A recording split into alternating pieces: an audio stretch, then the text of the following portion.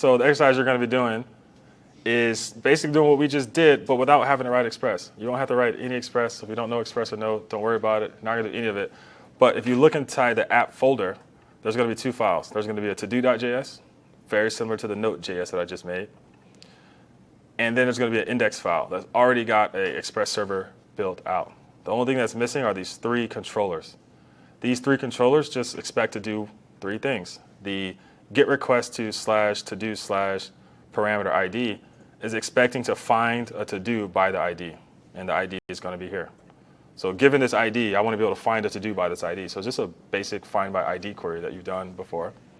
And then you need to respond using the response object. You can look at the code that I did to see how to respond. This next one is going to be getting all to-dos. So this one expects to just give me all the to-dos and respond. And then this last one is expecting to create a to-do. So here's a to-do that it expects you to create.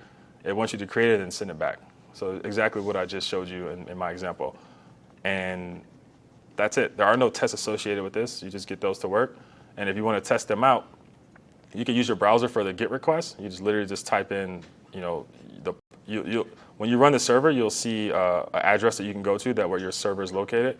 So you can just copy this address, localhost 4000, paste that into your browser, and then just do the URL. So I'm going to go ahead and run this to show you what I'm talking about. Let me do a console log on this one. So let me do a rest.send hello. There we go. So if I run this example, which is going to be node exercises app index.js, if I run that, I get an error because, oh yeah, you also got to pass in the connection string here at Mongo URL here to connect to the database. So I'm just going ahead and just hard code one right quick.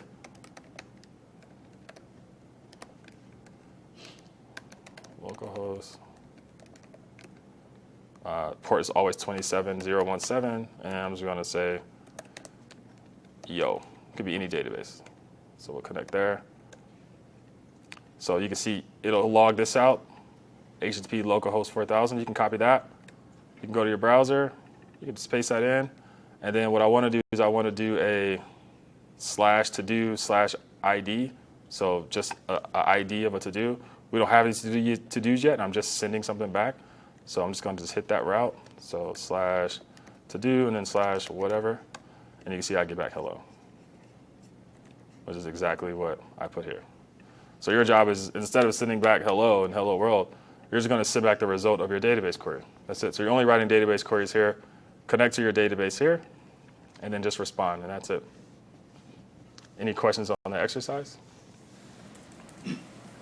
Yes. They could use Postman or to construct the post request. Yeah, so for the post request, there are a lot of options. You can't really do it in the browser because you can't do a post request in a URL. So if you have Postman, you can use Postman, which is literally built just for this purpose.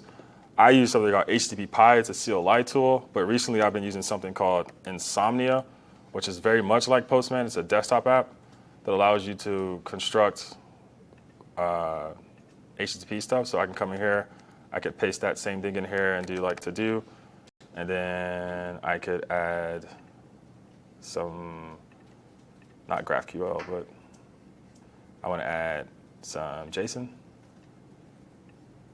or JSON's kind of ridiculous to write. So yeah, I'll just write JSON. So I can add a JSON here, and then obviously my server is going to break because I don't have the solution up. But if I had it to do here, like with a name of like, do your work,